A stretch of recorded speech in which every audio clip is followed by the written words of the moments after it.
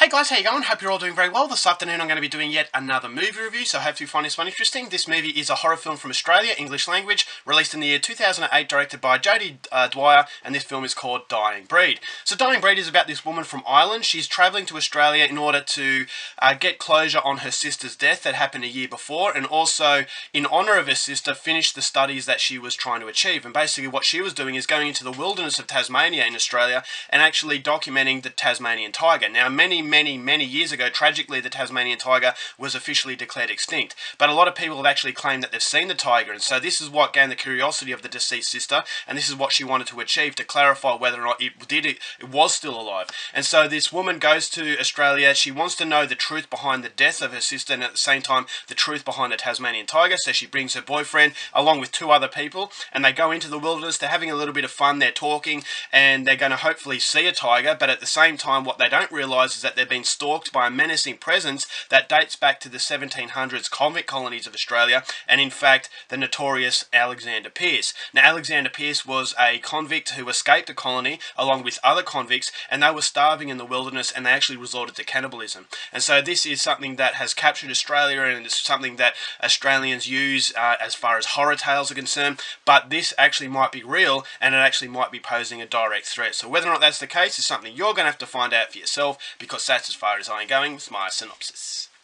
Now, my thoughts on Dying Breed. Dying Breed was definitely a mixed bag for me. On some points I really liked it, and on other points I thought it was a missed opportunities, because I just thought it was a very generic sort of film in its horror tropes. But having said that, what I liked about Dying Breed is that this is an Australian horror film that's proud to be Australian. This is an Australian horror film that actually has the confidence to actually market itself as an Australian horror film, and it doesn't really care what other people think. And the reason why I liked it because of this is because a lot of Australian horror films out there, they use American accents, they set themselves in America, and it just feels like a direct sort of disrespect to Australia. And this is something that angers me, and I really can't stand it, is because I think, Australia can sell, Australian accents. It's not as though we're from a different world. It's the same world. This is Australia. And so Australian directors should have pride in their Australian heritage and actually make Australian films for Australians basically before anyone else. And so Dying Breed exactly does this, is that not only do you have actors who are using Australian accents, but you have a very fine history in this movie that is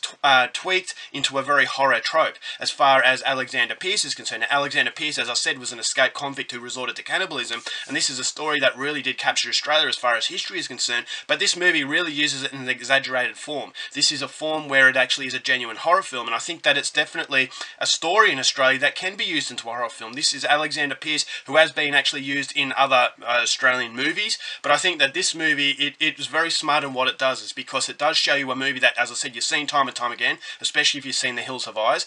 You know how this movie is going to transpire, but this is an Australian version. This is Australian pride, and that's something I really liked. On top of that, you've got the Tasmanian Tiger, where a lot of people think it is actually still existing, and that's a question that makes you think, and that's a question that creates a lot of curiosity. And that curiosity in this movie, it never gets boring. It prevents itself from getting boring, because you're not just waiting for the horror aspects. You're actually interested in what is going on. And not only do you have the interesting aspects as far as the psychology and the history of Australia is concerned, but you have a breathtaking cinematography. The cinematography in this movie was absolutely beautiful, and at the same time terrifying, and that's something that nature can bring, especially Australian nature.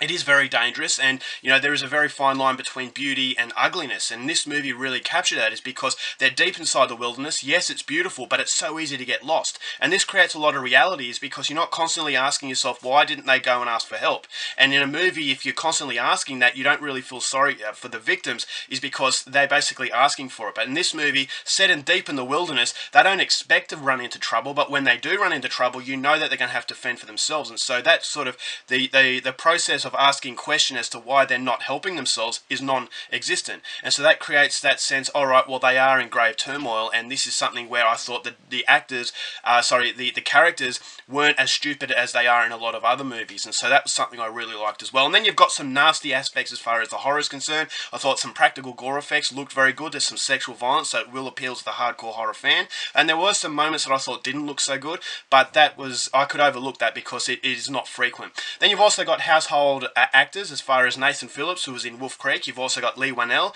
who was more famous for the Saw films with James Wan. You know, an Australian product, and it's a product that us Australian horror fans are very proud of. But he is in this movie, and they use Australian accents. This is something that, as I said, it has pride in Australia. It actually has the confidence that Australia can sell itself to the rest of the world. And so I thought it was very respectful to Australia, and it was a genuine Australian horror film, and it was something that can appeal more to Australian horror fans. I'm not saying that if you're not Australian, you're not going to enjoy this movie, but you can enjoy it a little bit more if you are Australian and you know the history that the movie is trying to depict. And so that was all very good, but unfortunately, the biggest killer to this film was the fact that it was very generic in its horror tropes. If you've seen The Hills Have Eyes, you know this movie. The city folk coming into the backwoods country. You've got the hillbilly hicks who don't like the city folk. They feel as though they're encroaching on their territory, and so you know how this movie is going to transpire. And because there's a level of predictability and generic quality in the film, it kind of contradicts the very slow build-up that the movie has. There is a lot of suspense. There is a lot of, you don't know what's out there, but when you actually know what's out there and stuff starts happening, yes, it is entertaining, but there is a level of, I've seen this before. And so because you've seen it before, you know how it's going to transpire.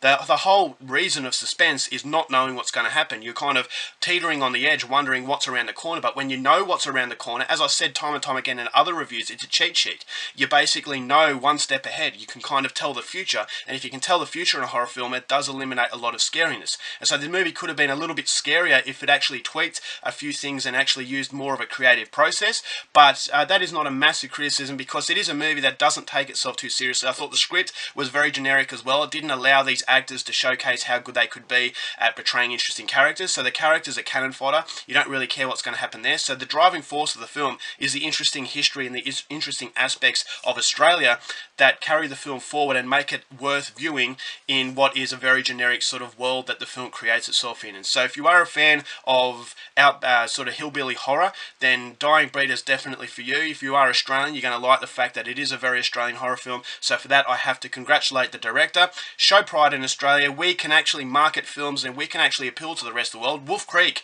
was a clear example of this, is that if you make a good film, it doesn't matter what accent you're speaking in. It's going to appeal to a lot of people. So Dying Breed, as far as Australian horror is concerned, it's better than many Australian horror films out there. It's certainly one I'd recommend, but don't get your hopes up. It's not going to be a movie that's going to blow you away. So overall, for Dying Breed, going to give this one 3 stars. Go out there and see it. Alright guys, that's it for my review. Hope you enjoyed it. Till next time, keep watching movies, and I'll see you later.